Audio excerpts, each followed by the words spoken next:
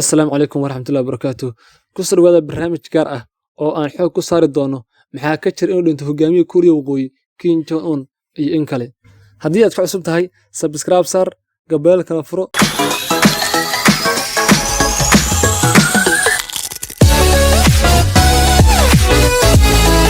si aad u heshid barnaamijyada kale aan soo gelino. Mahadsanid. Maalmihii u dambeeyay waxaa jira warar sheegayay inuu dhinto hogaamiye Kuuriya Waqooyi Kim Jong Un, ayuu warbaahinta Mareykanku shaki gelisay inuu nool yahay in kale. Waxaana barnaamijkeena xoog ku saari doonaa xogta laga helayo xaaladda hogaamiyahaasi. Dhammaan warbaahinta Mareykanku waxay ku waramaysaa in xaaladda Kim Jong Un ay aad u liidato, ayadoo TV-ga CNN oo baahiyay in hogaamiyaha Kuuriya Waqooyi qalliin looga sameeyay dhanka sababada, ayadoo sirdoonka Mareykanku u diray diyaarad wax basaasta xuduudda labada Kuuriya si ay u helaan wax uun xog ah oo ay ku tixraaci karaan xaaladda caafimaad ee Kim Jong Un. Taasina waxay caddaynaysaa in Mareykanku ku guuldareystay in muddo dheer ay basaasiintiisu gudaha u geli waayeen Kuuriya Waqooyi. Shakii ku gadaama nolosha Kim Jong Un ayaa soo baxday kadib markii uu ka baaqday markiisii ugu horreysay booqashadii xabaasha awowgii Kim Il-sung oo ahaa aas-aasihii Kuuriya Waqooyi iyo madaxweynihii ugu horreeyay ee dalkaas. Dadka ka faallooda siyaasadda gobolkaas ee ku taalla Kuuriya waxay aaminsan yihiin in Kim Jong Un uu xanuunsan yahay, xanuunkiisana uu ku imaan karo sida aadamaha kaleba u xanuunsado, ayadoo xilligan uu jiro cudur faafaya ee dunida faraha badan ku haya. Laakiin halkaas ay jiraan sabab keeni kara inuu dhanka sambada ka bukoodo, ayadoo ay ugu wacan tahay sigaarka uu sida farabeelka u cabo iyo miisaankiisa oo gaaraya 130 kiilogaraam, iyo asagoo shaqeeya 24 saac maalin walba, maadaama uu wajahayo mu'aamarado bannaanka ah oo aad uga digtoon yahay dalal ay ka mid yihiin Mareykanka, Jabaan iyo Kuuriya Koonfureed. Sidoo kalena gudaha dalkiisa uu damac ka imaan karo, ayadoo iska adag tahay in macluumaad buuxa laga helo gudaha Kuuriya. Laakiin taas waxaa dheer, ayadoo xaaladdiisa aan loo qaadi karin dalka dibaddiisa maadaama uu ku kalsoon yahay dalkiisa. Kim Jong Un oo 76 jir ah waxaa loo arkaa inuu yahay hogaamiyaha keliya ay u taag waayeen dowladda Mareykanka iyo xulafadiisa reer Yurub. Waxa uuna dalkiisa u dhisay hubka nukleerka iyo gantaalada balaastikada ee qaaraha iskaga gudba, waxaana u suurtagala inay duqeeyaan gudaha dalka Mareykanka iyo weliba saldhigyada militari ee Mareykanku leeyahay caalamka.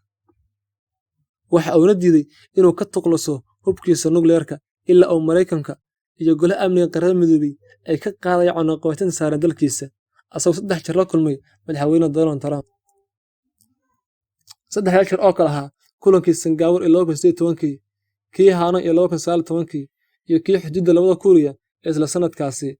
Dhammaan kulamadaas waxa uu Kim Jong Un mar walba hordhigayay Trump shuruud ah in si laga wada hadlo hubkiisa nukleerka iyo gantaaladiisa riddada dheer marka hore si dhammaystiran loo qaado cunaqabateynta saaran dalkiisa, taas oo Trump iyo kalkaaliyaashiisa ku dhiiran waayeen. Kim Jong Un ayaa ka faa'iidaystay qaabkii hore ee reer galbeedku ula dhaqmeen hogaamiyaashii hore ee Liibiya iyo Ciraaq, Muammar Gaddafi iyo Saddam Hussein, ayagoo Muammar Gaddafi ogoleysiiyey in uu burburiyo hubkiisii kiimikada ahaa iyo kiisii biolojiga ahaa ee uu haystay. Kadib markii ay ogaadeen in uu ka takhaluso hubkiisii, ay weerareen oo ay isagiina dileen, dalkiisina baabi'iyeen, oo ilaa maanta dagaallo sokeeye ka socdaan. Si taa la mid ahna, dagaalka ay Saddam Hussein kaga xoreeyeen Kuwait kabacdi ay cunaqabateyn saareen markii uu jilcay militari ahaan iyo dhaqaale ahaan ee waddan reer galbeedku ee uu Mareykanku horkacayay ay u soo jeediyeen Saddam Hussein in haddii uu oggolaado baarayaasha Qaramada Midoobay inay xaqiijiyaan inaanu haysan hub kiimika ah, ay u oggolaan doonaan in Ciraaq ay ku soo noqoto xaaladdeeda caadiga ahayd oo ay wada noolaansho ayaga dhex maraa ay diyaar u yihiin. Taasina oo rumaystay Saddam Hussein oo u oggolaaday baarayaasha Qaramada Midoobay inay baaraan xeryihii ciidamadiisa iyo kuwiisii cilmi-baariseed. Marka ay xaqiiqsadeen inaan wax huba haysanna, ay marsiyo ka dhigteen inuu shabakadda Al-Qaacida xiriir la leeyahay, isla markaana ay duulaan ku soo qaadeen oo ay dowladdiisiina dumiyeen, isagiina dileen, dalkiisii iyo dadweynihiisiina qabsadeen. Waxaan la aaminsan yahay in wixii ka dambeeyay duulaankii Mareykanku iyo xulafadiisa ku qaaday Ciraaq sanadkii 2003 lagu dilay dad ka badan 1 milyan oo qof, ilaa maantana dalka Ciraaq dowladdiisii dib u soo noqon. qiyaamooyinka noocaana waxay sabab u noqdeen in xukuumadda Iiraan ay si taxaddar u gasho heshiis ay la gashay waddamada lixda ah ee shanta golaha amniga ku jira iyo dalka Jarmalka. Halkaas ayuu ogyahay barnaamijkeena maanta ee ku saabsanaa nolosha Kim Jong Un.